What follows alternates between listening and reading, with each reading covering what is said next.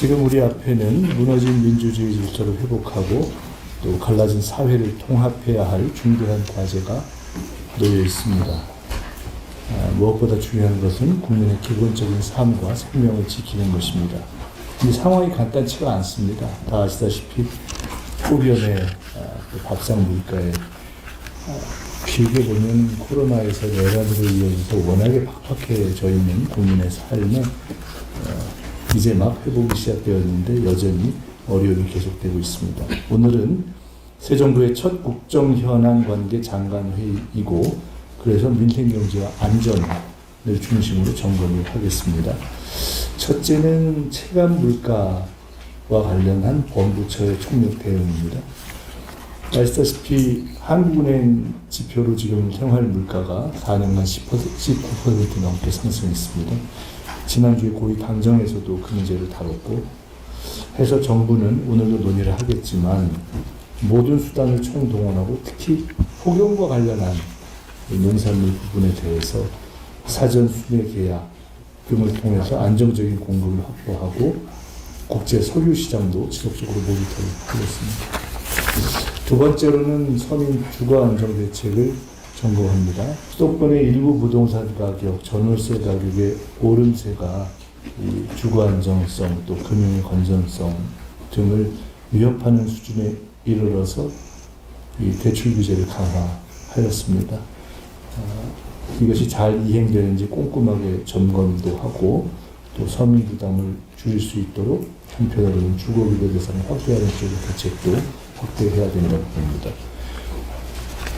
20, 30대 청년층 피해가 특히 전세 사기 피해 쪽에서 큰데 이 부분도 계속 유념해서 확인하는 것이 필요하다고 생각합니다. 세 번째로는 재난 문제입니다. 폭염, 집중호우, 태풍이 예견되는 시기이기 때문에 게다가 7월 초에 처음으로 40도가 넘는 등 극한의 폭염이 시작되고 있고 또 구미에서 폭염 속에서 이 작업하던 젊은 청년이 또 안타깝게 세상을 떠나는 일도 있고 했습니다. 굉장히 마음이 아프고요. 가족분들께도 이 위로의 말씀을 드립니다. 이제 폭염은 그냥 기상의 문제를 넘어서 사회 재난이 되고 있습니다.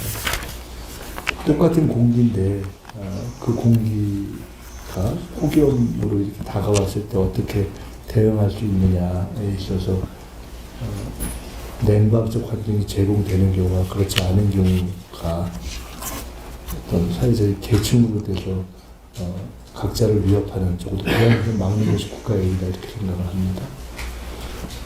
특히나 야외에서 지금 생업, 개인으로서는 생업이고 국가적으로는 산업이라는 측면에서 일하는 분들을 저희들이 안전하게 지키는 것을 국가의 과제라고 생각합니다. 근데 제도적인 문제도 있어서 산업안전보건규칙을 개정하기 전에라도 2시간 노동하면 20분 휴식하는 원칙, 이것이 실제 현장에서 실천될 수 있도록 해야 되겠습니다. 아까 말씀처럼 규칙 개정 전이기 때문에 산업계와 소통하고 또 자율적인 참여를 유도하는 모든 노력을 다하겠습니다. 어제 제가 대전에 있는 쪽방촌을 가봤는데 그 현장도 가보고 또 집도 가서 말씀도 들어보고 또 실제로 체감 대책이 뭐가 있는지 상의를 많이 했었는데 사실 할 수 있는 최선을 다해야 되고요. 특별히 추경에 신속하게 집행하면 영세 사업장의 이동식 에어컨을 조속히 지원하는 방안을 하나 저희가 찾아볼 수 있지 않는가 싶어서 그 문제에서도 저희가 회의 때 조금 논의를 하겠습니다라는 근로자를 보호하려는 기업의 부담도 국가가 함께 덜어드리는 그런 방법을 찾겠습니다. 이 모든 일을 하는 데 있어서 전력 수급의 안정성이 필요하기 때문에 여름철 전력 수급 전망과 대책도 오늘 논의하겠습니다.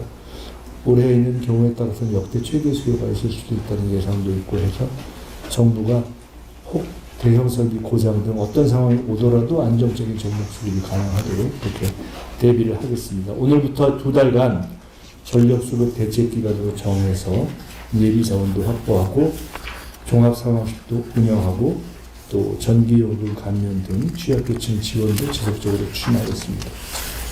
정치가 다스릴 정자에 다스릴 치자를 쓰잖아요.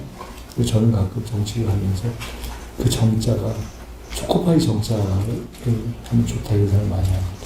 행정이 이 행할 행에 다스릴 정자잖아요. 그 정자도 이 초코파이 정자를 쓰면 좋습니다. 결국 정치는 행정도 역지사지입니다. 역지사지.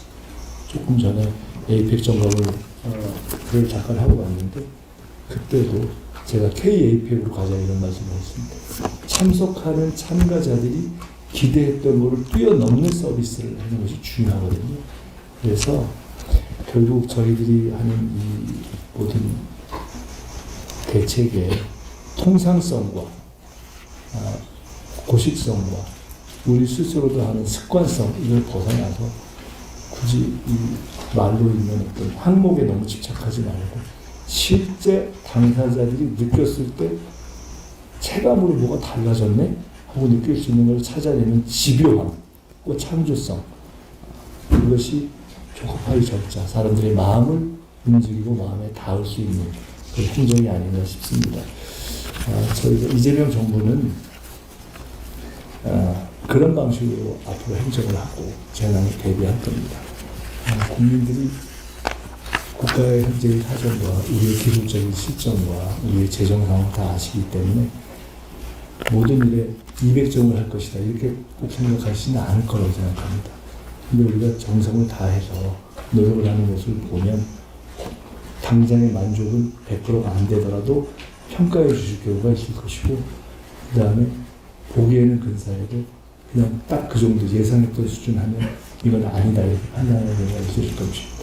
그래서 저희들이 오늘 논의하는 물가대책, 재난대책을 또 주거대책에 있어서 철저하게 첫째도, 둘째도, 셋째도 역지사지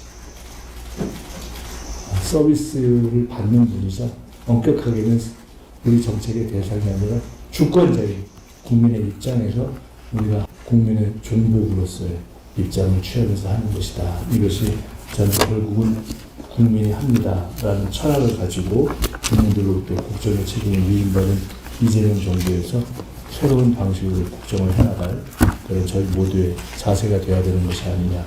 오늘 1차 국정현안관계 장관회의에서 우리가 다뤄야 할 가장 큰 문제는 오늘 우리가 지금 짧은 시간 점검하겠지만 이 모든 것을 새로운 관점과 원칙과 철학으로 점검하는 마음가짐을 다듬는 것이 실제로 물가, 주택, 또 재난 하나하나의 디테일을 다듬는 것보다 더 중요할 수 있다 하는 것을 반드시 우리가 다지고 앞으로 2차, 3차, 4차 쭉 이어지는 국정현안 관계 장관회의를 할 때에는 여기에 올라오는 자료와 표현과 워딩과 대책 하나하나가 초코파이 전자가 담긴 매번 전진하는, 진전하는, 발전하는 더 보통 사람의 언어에 실제 대책이 담긴 그러한 자료를 준비돼서 논의할 수 있는 과정으로 좀 바뀌었으면 좋겠다는 말씀을 드립니다. 이상입니다.